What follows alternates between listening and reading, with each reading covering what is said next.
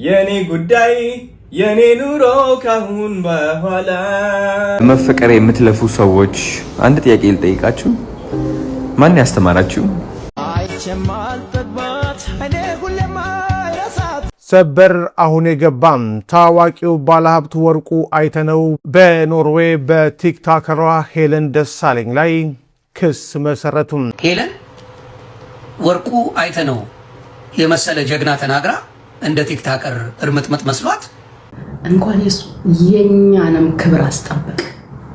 ሰላም ጤና ይስጥልኝ። እንደምን አላችሁ? ውድና የተከበራችሁ የህይወት ቲዩብ ቤተሰቦች እንደምን አላችሁ? እኔ ደህና ነኝ፣ ፈጣሪ ይመስገን። ዛሬም ትኩስ በሆነ ሰበር መረጃ መጥቻለሁኝ። ምንድነው? ታዋቂው ባለሀብት ወርቁ አይተነው ቲክቶከሯ ሄለን ደሳለኝን ከሷታል። ለምንድነው የከሰሳት የምናይ ይሆናል። እንዲሁም ጃኒ በቲክቶክ ገጿ ላይ እሁድ ፕሮሚስ ወይም ደግሞ የቃል ኪዳን ፕሮግራም ስላለ አንድም ሰው እንዳይቀር ብላ እንግዲህ ፖስት አድርጋለች። ይሄን የተመለከቱ ሰዎች ምንድነው ጉዳዩ? ከማጋ ነው ፕሮሚስ ቀለበት የምታደርገው ከማጋ ነው በማለት ግራ ተጋብተዋል። ከማጋ ነው የቃል ኪዳን ቀለበት የምታደርገው የሚለውንም የምናይ ይሆናል። ቤተሰብ ላይክ የለም፣ ላይክ አድርጉልኝ። ላይክ በጣም ያስፈልገኛል። አመሰግናለሁ። እንዲሁም ቤተሰብ ያልሆናችሁ ቤተሰቡን ሰብስክራይብ ያደርጋችሁ ማለት ነው። ቪዲዮንም በላይክ ጀምሩ። አዎ እንደዛ አመሰግናለሁ። ሀሳብ አስተያየታችሁንም በኮሜንት አሳውቁኝ። ቀጥታ ወደ ቪዲዮ እንሂድ። ባለሀብት ወርቁ አይተነው በኖርዌይ በቲክቶከሯ ሄለን ደሳለኝ ላይ ክስ መሰረቱን። ፍርድ ቤት በቲክቶከሯ እገዳና የገንዘብ ቅጣት ጥሏል። መረጃውን በአጭሩ ላቅርብላችሁ። በኖርዌይ ተንዳላግ ወረዳ ፍርድ ቤት በታዋቂው ባለሀብት አቶ ወርቁ አይተነው ላይ የሐሰት ማጥፋት ዘመቻ አካሂዳለች በተባለችው ቲክቶከሯ ሄለን ደሳለኝ አዶ ላይ አስቸኳይ ጊዜያዊ እገዳ አስተላለፈ።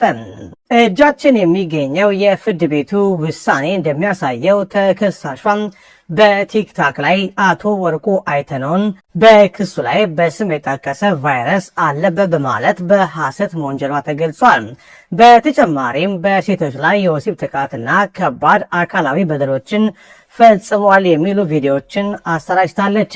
ከዚህም ሌላ ለምን 25 የቲክቶክ አንበሶችን አትገዛልኝም በማለት የገንዘብና የስጦታ ማስገደድ ሙከራ አድርጋለች ተብሏል።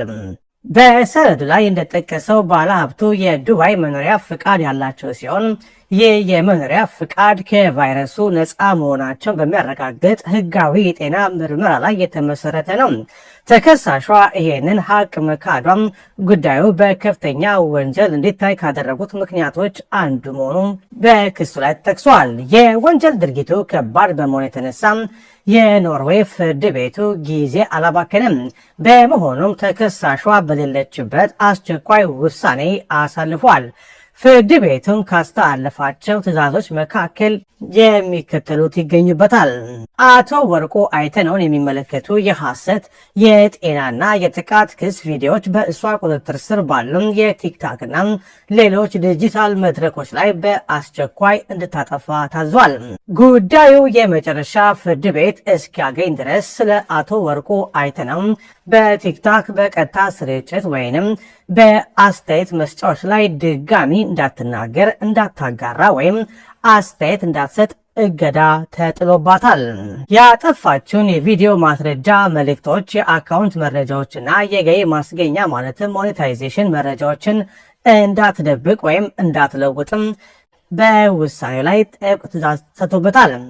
ሄለን ወርቁ አይተነው የመሰለ ጀግና ተናግራ እንደ ቲክቶከር እርምጥምጥ መስሏት ስሙን አጠፍታ መኖር ከቻለች ይመቻት።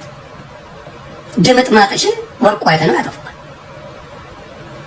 እውነቱን ልንገርሽ፣ እኔ ወርቁ አይተነው በደንብ የሚያውቁት ሰዎች አውቃለሁ።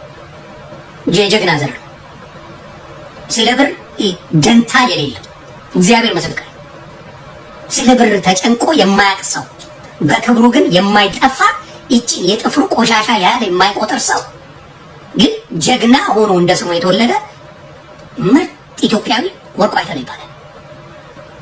አንቺን ለማየት ያብቃሽ። ድምጥ ማጥሽን ያጠፋዋል። ድምጥ ማጥሽን የተሳፈጥሽው ማንንም ጋር ያልደረሰ ሰው ማንንም በክፉ ያላነሳ አማራ ስለሆነ ብቻ ስሙን ለማስጠፋት ጣራ ድረስ ሄደሻል። ጥጋብሽን ያሳይሻል። እንደሌላው ገንዘብ አምጡ እያልሽ በቪዲዮ እያሳየሽ ያደረግሽው ተተርጉሞ ቀርቦልሻል። ድምጥ ማጥሽ ይጠፋል።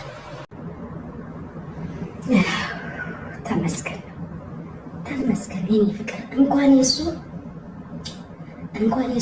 የኛንም ክብር አስጠበቅ፣ የኛም ጭምር እኛ ሁላ ክብር። እያንዳንድሽ በዛ ቤት የተሰደብሽ የተዋረድሽ ክብርሽን ያጣሽ እያንዳንድሽ ክብርሽን ያጣሽ የተዋረድሽ የተንጓጠጥሽ የተተፋብሽ የተሰደብሽ የተገላመጥሽ ልጅሽ ባልሽ አባትሽ እናትሽ ክብርሽ የተነካ ሴት ሁሉ ቴንኪው ልትሉት ይገባል። እያንዳንዳችሁ ማንነታችሁ የተነካ እያንዳንድሽ ከቲክቶክ እስከ ዩቲዩብ በሚዲያ ያላችሁ ሁሉ እያንዳንዳችሁ ቴንኪው ልትሉት ይገባል።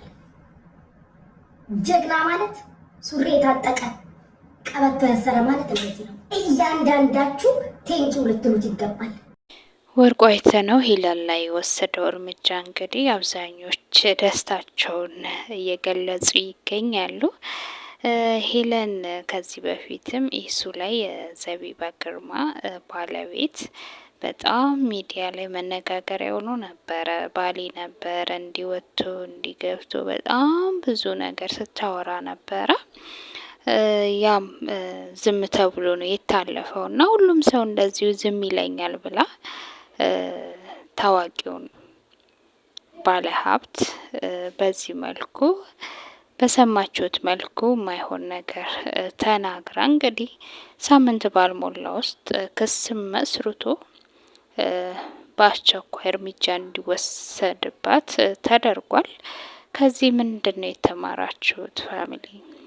በኮሜንት አሳውቁኝ።